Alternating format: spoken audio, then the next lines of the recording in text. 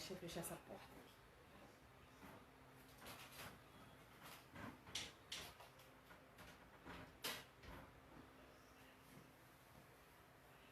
Nós estamos aqui, mais um domingo, para termos a nossa escola bíblica dominical.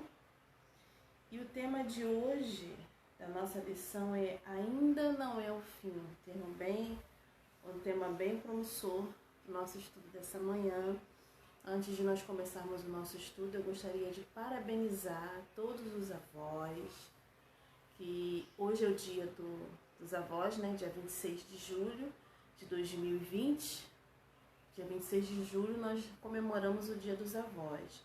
Que o Senhor possa abençoar a sua vida, que o Senhor possa renovar as suas forças e que cada irmão e irmã que são avós, né, que estão vivendo essa fase da vida, né, essa fase tão bonita da vida, que vocês possam ser referência para os seus netinhos e que vocês possam marcar positivamente a vida dos seus netos, porque os avós são bênção, né? É a bênção do Senhor na vida de cada neto, assim como cada neto são bênção na vida dos seus avós. Que você possa ser bênção por onde quer que você andar. Que o Senhor abençoe sua vida nesse dia tão especial. Vamos lá. Vamos abrir as nossas Bíblias no texto de Marcos, o Evangelho de Marcos, capítulo 13. É o texto todo. O texto todo, ele compõe 37 versículos. Mas eu não vou ler com os irmãos os 37 versículos, porque é uma leitura muito grande. Então, o que eu vou fazer? Eu vou ler os 13 primeiros versículos e à medida que a gente for fazendo a leitura da lição, eu vou citando os versículos que estão destacados. Tá bom, meus irmãos? Então, diz assim, o texto de Marcos 13, do versículo 1 ao verso 13, diz assim: E saindo ele do templo, disse-lhe um dos seus discípulos: Mestre, olha que pedras e que edifícios. E respondendo Jesus disse-lhe: Vês estes grandes edifícios? Não ficará pedra sobre pedra que não seja derribada. E assentou-se ele no monte das oliveiras, defronte do templo, Pedro e Tiago, João e André, e perguntaram em particular: Dize-nos quando serão essas coisas? Dize-nos quando serão essas coisas, e que sinal haverá quando todas elas estiverem para se cumprir. E Jesus respondendo-lhes começou a dizer: Olhai para que ninguém vos engane, porque muitos virão em meu nome, dizendo: Eu sou o Cristo, e enganarão a muitos. E quando os ouvirdes de guerras, de rumores de guerra, não vos perturbeis, porque assim deve acontecer, mas ainda não será o fim. Porque se levantará nação contra nação, reino contra reino, e haverá terremotos em diversos lugares, e haverá fomes. Isso será o princípio de dores. Mas olhai por vós mesmo, porque vos entregarão aos concílios e às sinagogas, sereis açoitados e sereis apresentados ante presidentes e reis por amor de mim, para lhes servir de testemunho. Mas importa que o Evangelho seja primeiramente pregado em todas as gentes. Quando, pois, conduzirem para vos entregarem, não estejais solícitos de antemão pelo que haveis de dizer, mas o que vos for dado naquela hora, isso falai, porque não sois vós os que falais, mas o Espírito Santo. O irmão entregará à morte o irmão, e o pai o filho, e levantar-se-ão os filhos contra os pais, e os farão morrer. E sereis aborrecidos por todos, por amor do meu nome. Mas quem perseverar até o fim, este será salvo. Texto de Marcos, capítulo 13. É o capítulo todo, mas nós fizemos apenas a leitura do verso 1 ao verso 13. E diz assim a nossa lição, que se encontra na página 34 da nossa revista digital.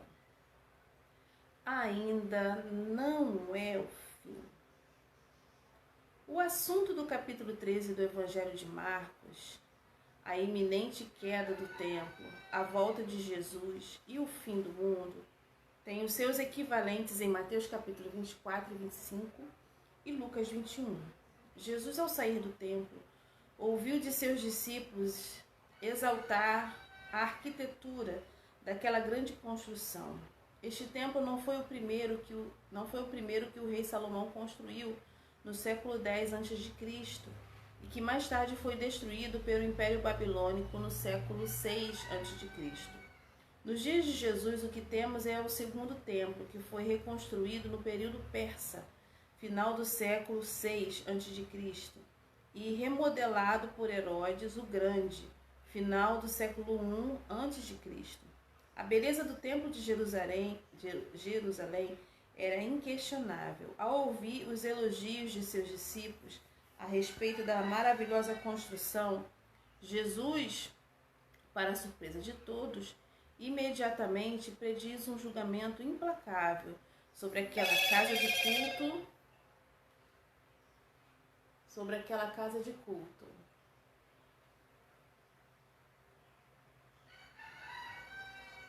Cadê onde eu estava? Até me perdi. Aqui, achei. O implacável julgamento sobre aquela casa de culto e sobre todas as nações. Tudo será destruído, não ficará uma pedra em cima da outra. Marcos 13, verso 2.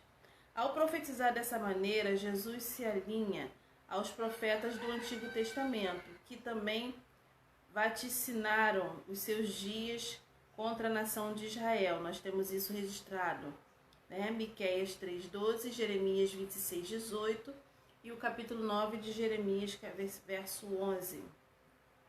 Nenhum lugar de culto, nenhum ritual religioso, nenhum calendário eclesiástico poderá substituir o nosso relacionamento pessoal com Deus, marcado por um coração quebrantado e contrito. Um culto em espírito e em verdade. Deus é a única fonte da nossa segurança e paz. O templo, o culto que ali acontecia à nação, tudo isso havia se transformado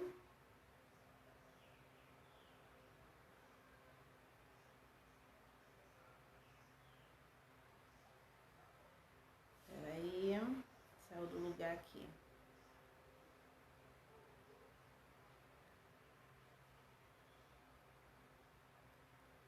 Tudo havia se transformado em ídolo, uma veneração, uma idolatria.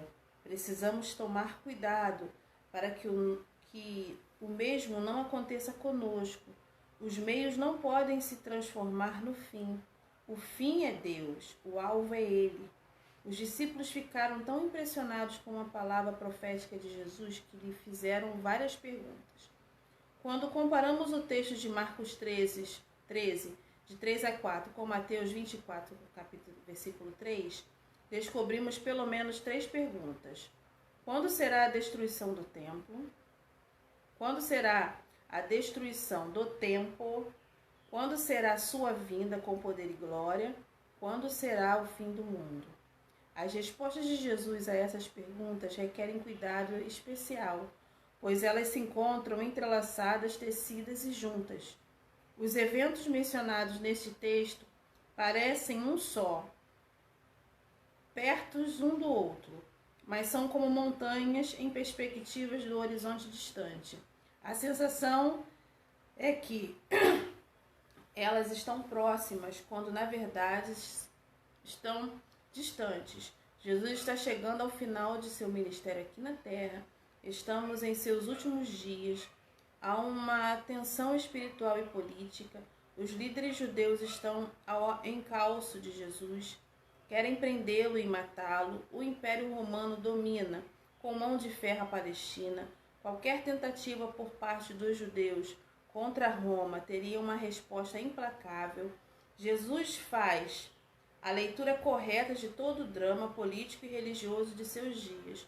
Tudo será destruído. Há mais de uma dezena de imperativos neste capítulo 13 de Marcos. Eles revelam não apenas as respostas de Jesus para as perguntas acima, mas o seu cuidado pastoral para com a sua igreja. Então a gente vê aqui na introdução, no contexto histórico do período do discurso de Jesus em Marcos 13, e todos os eventos e acontecimentos que envolviam esse discurso. Mas também fazendo a leitura do texto, nós podemos observar que o Senhor Jesus dá aos seus discípulos e à sua igreja alertas, né, para que estivessem atentos aos sinais, aos tempos que indicariam a sua volta, para que aqueles que o aguardam não fossem surpreendidos e tivessem o seu ânimo renovado à medida que os sinais e os tempos fossem revelados à sua igreja. É bem verdade que ele não disse nem o dia nem a hora da sua volta, mas ele deixou para nós alertas para que nós como igreja pudéssemos estar atentos ao conduzir da história, né? A história em si mesmo aponta para nós vários sinais, vários cumprimentos de promessa. E nesses cumprimentos de promessas e sinais, nós temos a indicação do retorno de Cristo para buscar a sua igreja. E qual é o nosso papel como igreja?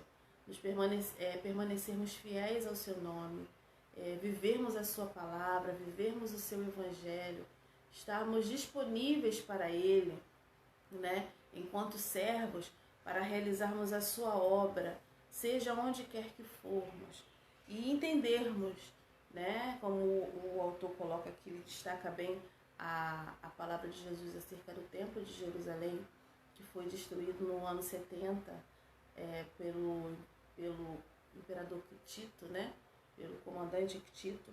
Ele destaca a questão da destruição do templo, que era algo, né, muito venerado naquela época pelos judeus, porque era um símbolo, né, da sua religiosidade, era um símbolo das práticas religiosas que ali aconteciam. E o Senhor Jesus deixa claro que o templo é apenas uma construção e que o que realmente vai fazer a diferença na nossa vida e na vida de cada judeu daquela época é o relacionamento íntimo e pessoal com Deus Pai e com o Senhor Jesus e com o Santo Espírito, né? Com o Espírito Santo, ou seja, a Trindade. E o que nos ensina para os nossos dias hoje é que aquilo que vivemos com o Senhor, né? Eu já falei isso numa aula anterior e volto a repetir aqui, que o que vai fazer realmente a diferença na nossa vida, o que vai demonstrar a nossa prática da palavra de Deus, do Evangelho na nossa vida, é o fato daquilo que vivemos dentro da nossa casa, o nosso momento de comunhão, a leitura da palavra, a oração, o tempo que gastamos falando com os nossos filhos, né? Quem tem filhos, quem é casado, que tem o seu esposo, que tem a sua esposa, o tempo que dedicamos ao Senhor, orando pela nossa família, orando por nós mesmos, aprendendo da sua palavra, né? Aproveitando toda e qualquer oportunidade para falar do amor de Deus aos nossos filhos, aos nossos cônjuges, em todo o tempo vivendo a palavra através da prática, das ações dentro da nossa casa. Porque o Evangelho ele precisa ser vivido primeiro dentro da nossa casa. Nós precisamos ser servos de Deus dentro do nosso lar, na nossa família, para que através do nosso testemunho, né, os outros que olhem para nós, da nossa casa, possam ver Cristo refletido em nossas vidas e possam compreender que o Evangelho que aprendemos e que confessamos não é um Evangelho de palavras, mas um Evangelho de ação. E é isso que Jesus está colocando aqui, que independente do templo, o importante era que os discípulos pudessem ter a presença de Jesus na sua vida, serem fiéis, né, e serem bênção por onde quer que eles andassem. E hoje nós vivemos assim, né? Nós estamos vivendo um tempo muito atípico, em que as igrejas estão se reunindo com agora, né? Antes estava proibido de se reunir. Hoje já pode se reunir, mas com algumas ressalvas, com alguns cuidados, né? Com alguns protocolos. E nós não temos a liberdade, né? De termos a comunhão que estávamos acostumados. Vamos ter que ter um novo comportamento. Mas o relacionamento com o Senhor permanece o mesmo. O relacionamento com Deus não tem ressalvas, não tem critérios que nos impeçam de termos comunhão com o Senhor. E como eu estou falando bastante tempo, não disse o que eu queria. Estou falando isso tudo para fazer um contexto, para dizer aquilo que eu quero falar. Que aquilo que vivemos dentro da nossa casa, a comunhão que temos com o Senhor, na leitura da palavra, na oração, nos nossos relacionamentos, ele vai refletir na igreja. Então, a igreja que eu tenho hoje, né, as reuniões eclesiásticas que eu participo, elas são reflexo da adoração que eu tenho na minha casa, da adoração que eu tenho diante do Senhor. Então, o culto coletivo, ele é, na verdade, o resultado do meu culto particular. Ele é resultado daquilo que eu tenho dentro da minha casa. Então, na verdade, quando eu vou à igreja, eu vou entregar lá coletivamente com os meus irmãos o meu culto, a minha adoração, a minha gratidão. O culto coletivo, ele é a expressão de um coração grato que, junto com outros irmãos, agradecem ao Senhor as bênçãos recebidas durante a semana, a vida, a proteção, o amor, a salvação que Ele nos deu.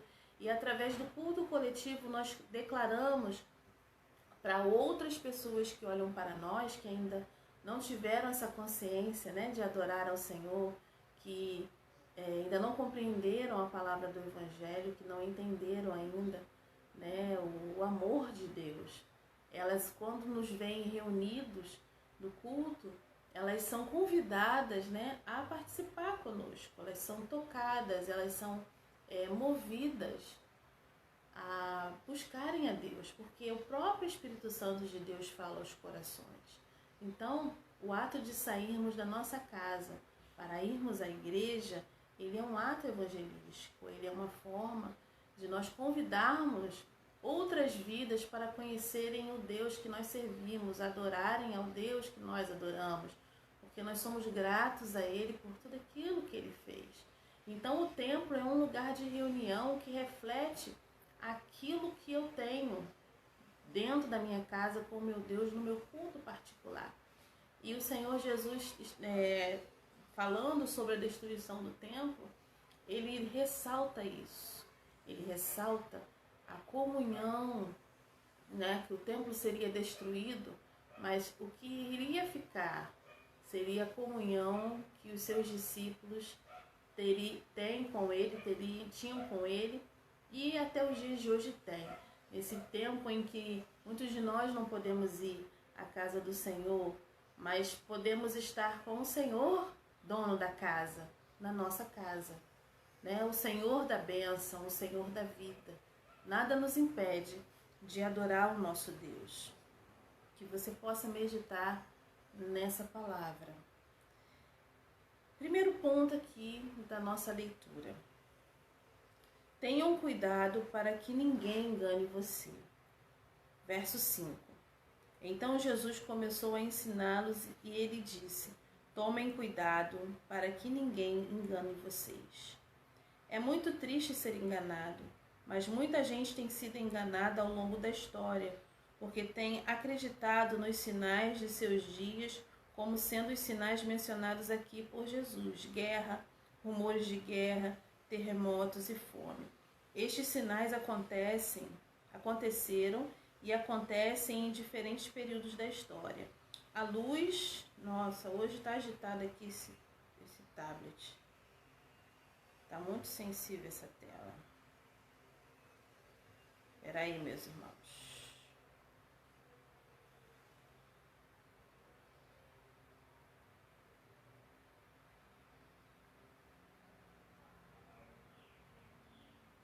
Cheguei.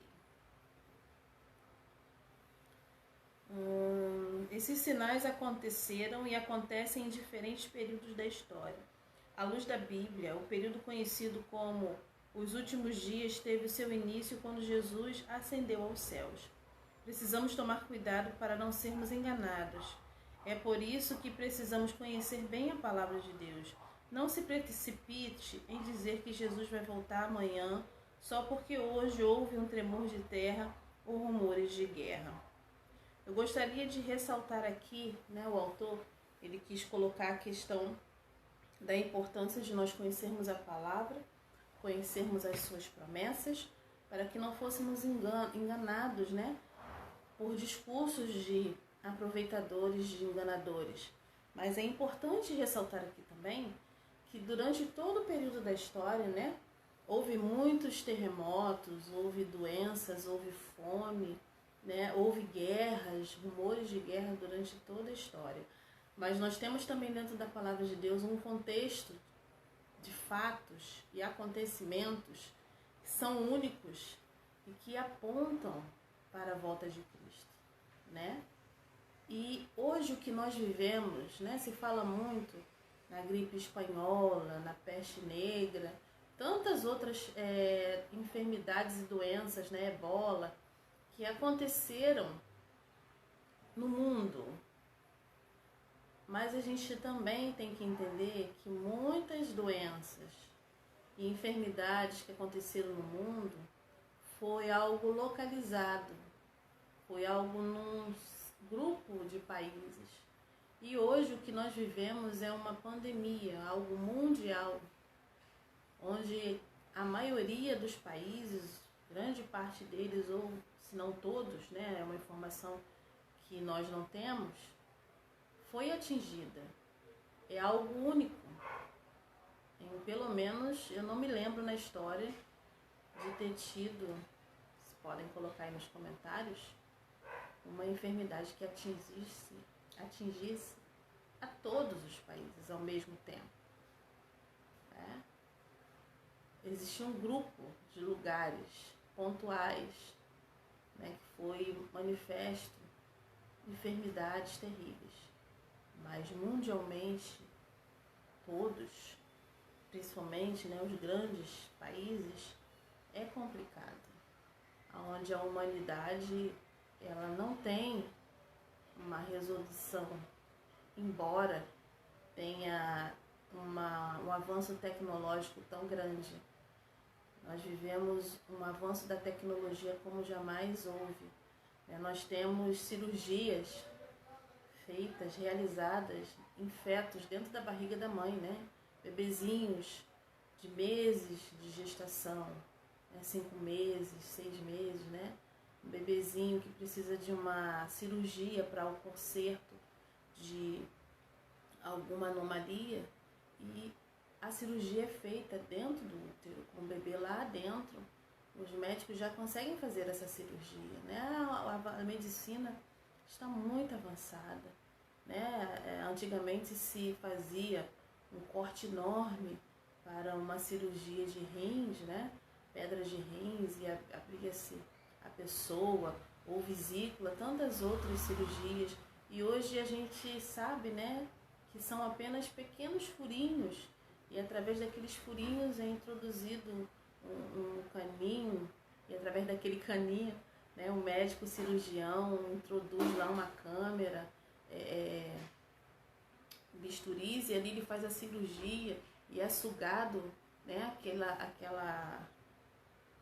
aquilo que vai ser retirado, e a pessoa não tem um corte enorme, mas apenas pequenos cortes, pequenos furinhos que ela tendo seu resguardo, ficando em repouso no período que o médico falou, em poucos dias, ela estará pronta, em 30 dias no máximo, ela já estará pronta para as suas atividades cotidianas. Algo que se demorava muitos dias para a pessoa se recuperar, Tinha cirurgias que a pessoa ficava muito mais do que 40 dias se recuperando por causa dos cortes que eram enormes.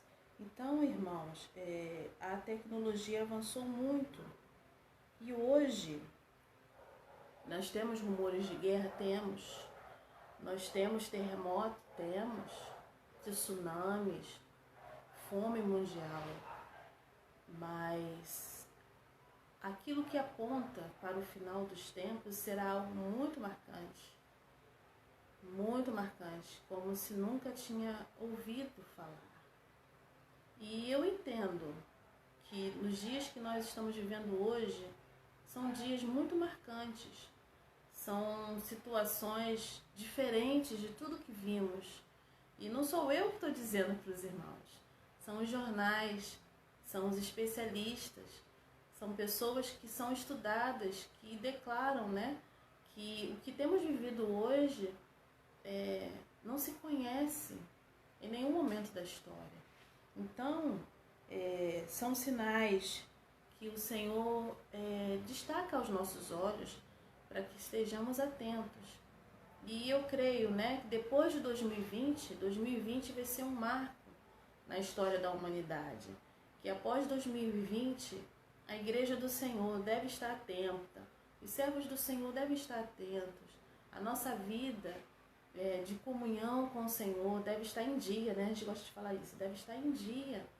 Os nossos momentos a sós com Deus, o nosso secreto, para que possamos estar fortalecidos para aquilo que vier, né? Para um novo momento. Né? Nós esperamos no Senhor que seja, após essa pandemia, nós tenhamos um novo tempo, um tempo de bênção, né? Um tempo de reestruturação, um tempo de renovo. Esse é o desejo do nosso coração. Mas se os dias se tornarem difíceis, o nosso coração precisa estar firme, a nossa fidelidade precisa estar firme. Precisamos estar firmes com o Senhor, independente de dias bons ou dias maus, né? É um texto que todo mundo gosta de citar, Abacuque capítulo 3, né? Ainda que a figueira não floresça, né? São vários hinos escritos acerca desse texto, mas precisamos ter a prática dele. E a prática dele só é alcançada através de uma vida de comunhão, através de uma vida derramada, né? Podemos dizer enxertada, como disse o Senhor, enxertada na videira verdadeira. Nós fomos enxertados no Senhor e precisamos estar nele. Senão os dias maus virão e nós não teremos estrutura, nem psicológica, nem emocional, nem física e nem espiritual para resistir. Mas se nós estivermos firmes com o Senhor, se estivermos aos seus pés, como Maria, né, estava aos pés de Jesus aprendendo da palavra, os dias virão, dias maus, dias difíceis, mas nós ficaremos firmes, como diz o texto de Abacuque. Ainda que a figueira não floresça, não haja fruto na vide, o fruto da oliveira minta, os currais, né, as ovelhas sejam arrebatadas do currais, todavia eu me alegrarei no Senhor, exultarei no Deus da minha salvação. Só se alegra no Senhor e só se exulta no Deus da salvação aqueles que conhecem ao Senhor, aqueles que estão aos seus pés, aqueles que estão caminhando com Ele, estão firmes com o Senhor. Esses conseguem se alegrar, esses conseguem ter paz, porque o Senhor é a sua paz, o Senhor é a sua alegria, mesmo os dias sendo difíceis, mesmo enfrentando dificuldades. Então, irmãos, o alerta de Jesus aqui, né, cuidado para que ninguém engane vocês, no sentido do conhecimento da palavra, no sentido de que nós teremos a sensibilidade do Espírito de Deus para nos dizer, né, sobre aquela circunstância que temos vivido. E você há de concordar comigo que o Senhor tem falado ao coração da sua igreja, que esse é um tempo diferente, é um novo tempo, é um novo momento, em que nós como igreja precisamos estar alertas à voz do Senhor e precisamos estar atentos à condução que Ele está dando para cada um de nós, né? O caminho que Ele está apontando. Então, o que você precisa fazer para não ser enganado por discursos vazios, por discursos que são sensacionalistas? Muito simples, conheça a palavra de Deus, conheça o Deus que você serve, esteja em sua presença, conheça a sua palavra, leia a palavra de Deus. E aí, lendo a palavra de Deus, orando ao Deus que você serve, ao Deus da sua vida, você não será enganado, porque a palavra de Deus nos garante a promessa que o Espírito Santo de Deus não permite que ninguém fique confundido. Continuando a nossa leitura. Ponto 2. Tenham cuidado na hora do sofrimento. Vocês precisam ter cuidado, porque serão presos e levados aos tribunais e serão chicoteados nas sinagogas. Por serem meus seguidores, vocês serão levados aos governadores e reis para serem julgados e falarão a eles sobre o Evangelho. Marcos 13, verso 9. Há muitas pessoas que abandonam a fé em Deus diante do sofrimento. Ensina que é impossível uma vida sem sofrimento, mesmo quando a pessoa procura fazer tudo certo. Jesus, mais do que qualquer outro, nos ensina como enfrentar a dor e a perseguição sem se desviar do caminho. É na hora do sofrimento que mostramos ao mundo que não servimos a Deus em troca de bênçãos materiais. Deus não compra a nossa fidelidade com favores.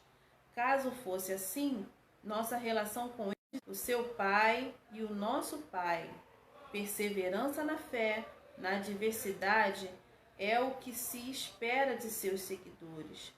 Em um mundo que rejeita Jesus Cristo, precisamos estar preparados para enfrentar a perseguição como algo inevitável.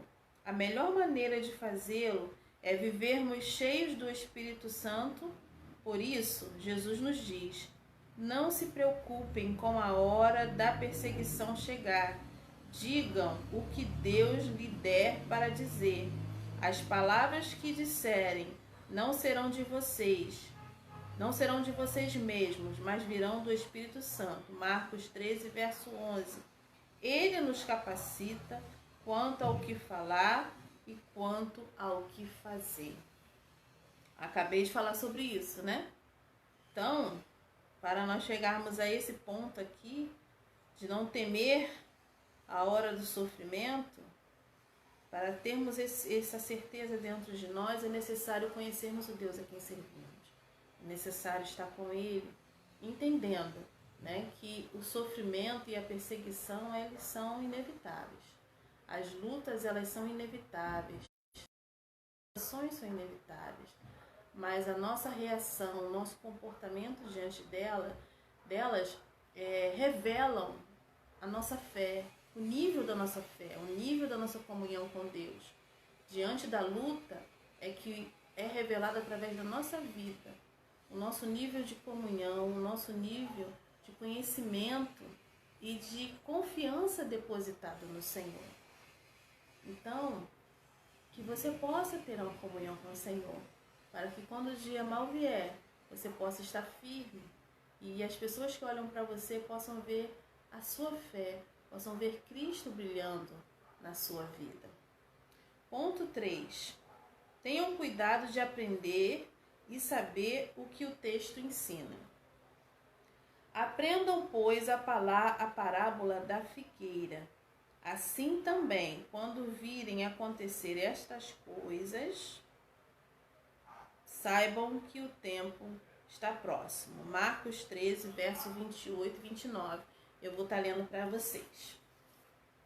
Quem deixou a Bíblia aberta aí, é só ir lá no texto junto comigo. Quem fechou a Bíblia pode abrir. Marcos 13, 28 e 29 diz assim: Aprendei, pois, a parábola da figueira. Quando já o seu ramo se torna tenro e brotam folhas, bem sabei que já está próximo o verão. Assim também vós, quando virdes suceder essas coisas, sabei que já está perto as portas. Que coisas? Todas as coisas que ele narrou aqui no texto. Quando vocês virem acontecer todas essas coisas, né? Lá no versículo 24, o sol escurecer, a lua não dará luz, as estrelas cairão do céu, forças que estão nos céus serão abaladas. Então virão vir o Filho do Homem, né? Nas nuvens com grande poder e glória. Ele virá e os seus anjos ajuntarão os seus escolhidos desde os quatro ventos, da extremidade da terra até a extremidade do céu. Então, quando esses sinais, né, que não são coisas comuns, corriqueiras que a gente vê por aí, como eu coloquei há alguns minutos atrás, serão algo singular, algo diferente, não muito comum, a virem a acontecer todas essas coisas, a gente preciso entender que o fim está próximo, que o Senhor virá, né? Assim como sabe, né? Pelos sinais da figueira, né? Ele faz uma comparação, que os sinais da figueira, né? As suas folhas novas, os seus brotos, os seus ramos estão florescendo, assim também nós podemos perceber na figueira que o verão está próximo, né? A estação está mudando, algo diferente está acontecendo, né? Você olha e à sua volta o tempo está normal, mas o comportamento da figueira é diferente.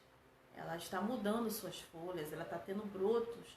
Então, através da figueira, você vê que o verão está chegando. Ele não chegou ainda, mas ele está chegando. Assim também é a volta de Jesus. A gente não vê, né, ele chegando, não vê assim nenhum alarido, mas a nossa volta, os sinais, né, os tempos diferentes, algo diferente, né, não é tão comum, está acontecendo. Então é um sinal que ele está vindo, o verão está chegando, o Senhor está vindo. Então, Jesus, ele nos alerta, né, neste texto,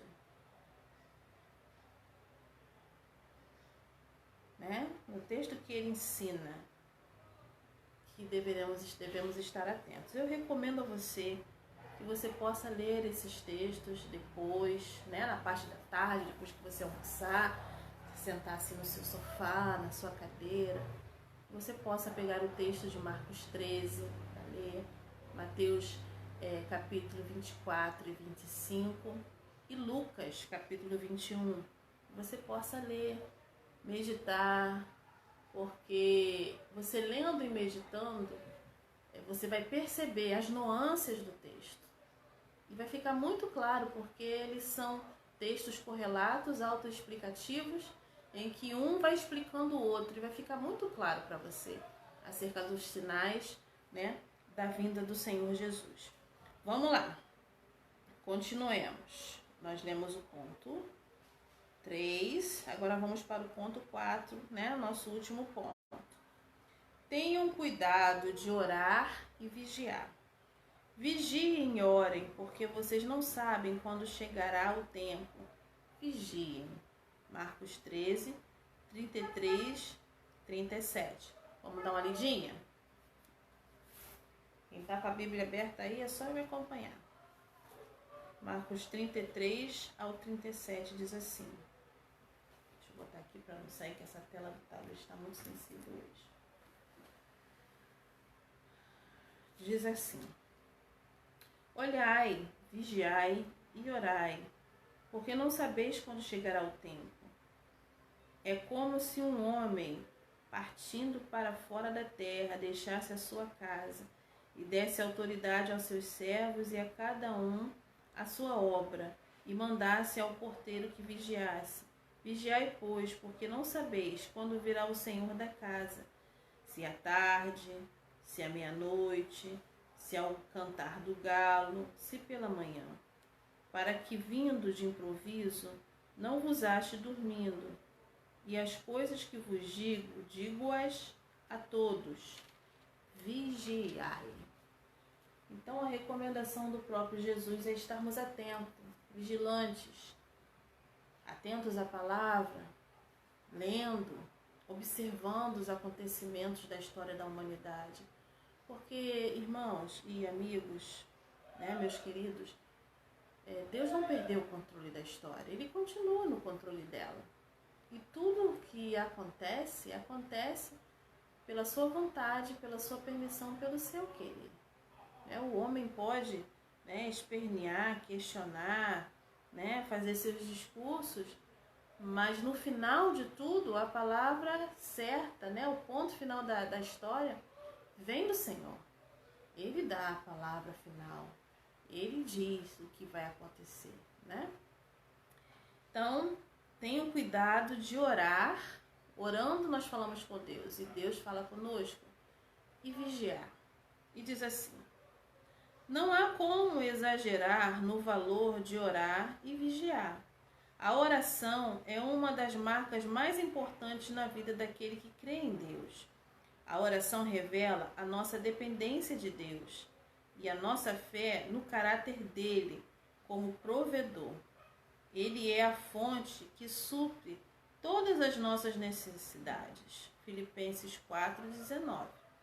Deus pode suprir nossas necessidades materiais, mas maiores necessidades que temos são espirituais. Amor em um mundo cheio de ódio, esperança em um mundo sem esperança, alegria, paciência, sabedoria.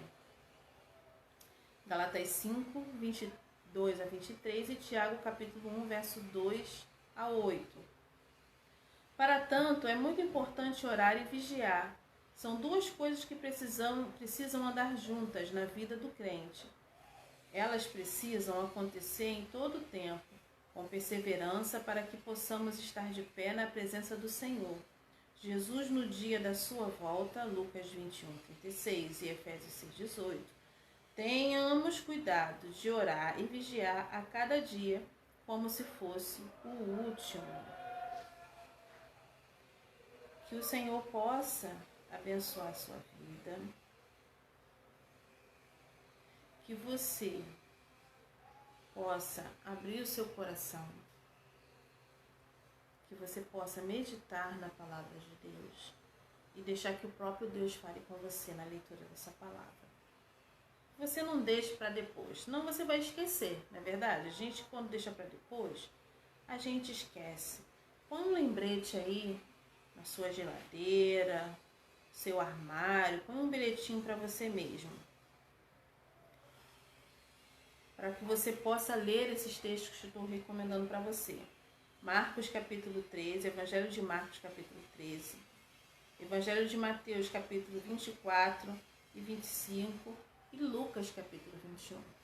Você possa meditar nesses textos e deixar que o Senhor fale ao seu coração, né? Ainda não é o fim, como diz a lição, mas nós estamos caminhando para lá, né? O Senhor começa a descortinar diante dos nossos olhos os seus planos e os seus projetos, aquilo que Ele pretende fazer. Quem está envolvido com Ele em oração, na leitura da palavra, sente o seu coração sendo direcionado, sente o seu coração sendo acalmado, pacificado e a alegria, né, de um novo tempo sendo apresentado diante dos nossos olhos. Que você possa meditar na palavra de Deus, porque só a palavra de Deus e a íntima comunhão com o Senhor através da oração e da leitura da palavra pode revelar a você aquilo que Ele está fazendo, porque a palavra dele nos ensina que Ele não faz nada sem falar com os seus servos, os profetas. Aí está assim, conclusão. Marcos 13 tem 3 perguntas. Quando será a destruição do templo? Quando será a volta de Jesus? Quando será o fim do mundo? As respostas de Jesus, em resumo, são: ninguém sabe o dia e a hora, mas vocês precisam estar preparados, pois pode ser a qualquer momento. Marcos 13, de 33 a 37 e Mateus 24, 36. Sabemos que a destruição do templo de Jerusalém aconteceu no ano 70 depois de Cristo, através de Tito, né? Contudo, a volta de Jesus e o fim do mundo aguardamos em oração e fé, certeza de que o Senhor virá nos buscar. Lembremos da história da mulher grávida que Jesus contou. Ela fica triste porque chegou a hora de sofrer, mas depois que a criança nasce, ela fica tão alegre que nem lembra mais do sofrimento. Assim acontecerá também conosco. Quando Jesus voltar, ficaremos cheios de alegria. Ninguém poderá tirar essa alegria de nós. João 16, 20, 22. Que glória será quando o Senhor voltar, não é verdade? As perseguições sofridas pela igreja primitiva, à luz do Novo Testamento, servem de alerta para nós. Isso é uma grande verdade, né? A perseguição da igreja primitiva, lá no livro de Atos, né, aquilo que lemos no Apocalipse, eles são alertas para nós, como a igreja do século XXI, para estarmos atentos, porque o que aconteceu conosco, com certeza o que aconteceu com eles acontecerá conosco também, certamente. Nós não estamos livres da perseguição. A perseguição sofridas, né? As perseguições sofridas pela igreja primitiva à luz do Novo Testamento servem de alerta para nós, pois o mesmo que Jesus ensinou para ela se aplica ainda hoje. Os seguidores de Cristo compartilham com eles das mesmas perseguições, sofrimento, missão e morte, não apenas da glória da ressurreição e da vida eterna. Isso aí você encontra registrado em Marcos capítulo 8, 34, 35, o capítulo 9, 30, 32, o capítulo 10, 29, 34 e o capítulo 10 ainda, do 42 a 45. Habitaremos com ele em um novo céu e uma nova terra. Apocalipse 21, verso 1. Vamos, pois, continuar servindo com fé e amor. Estejamos prontos. Ele é a nossa alegria e esperança. Vigiem e orem. Que o Senhor possa abençoar a sua vida. Que você possa ter uma semana abençoada na presença do Senhor. Que o seu domingo possa ser maravilhoso. Que os avós possam curtir bastante o seu dia, junto com os seus netos, junto com a família. E que o Senhor possa fortalecer os seus passos, de todos vocês, das igrejas, dos servos do Senhor, daqueles que são os nossos amigos. Que o Senhor possa fortalecer o seu passo, seus passos, sua vida, renovar o seu ânimo, te abençoar com saúde. Amém? Que o Senhor te abençoe e te guarde. Que o Senhor faça resplandecer o seu rosto sobre ti e tenha misericórdia de ti. Que o Senhor sobre ti levante o seu rosto e te dê a paz. Amém? Assim, já ia esquecendo, né? Que bom que eu lembrei. A partir do domingo que vem, a Igreja Batista Memorial já vai estar se reunindo, né, em culto presencial. Claro, tomando todas as devidas providências, todos os protocolos de segurança serão respeitados. Então, domingo que vem a nossa EBD será diferente. E eu convido você a estar conosco, adorando ao Senhor e bendizendo o seu nome. Que Deus abençoe sua vida. Até domingo que vem.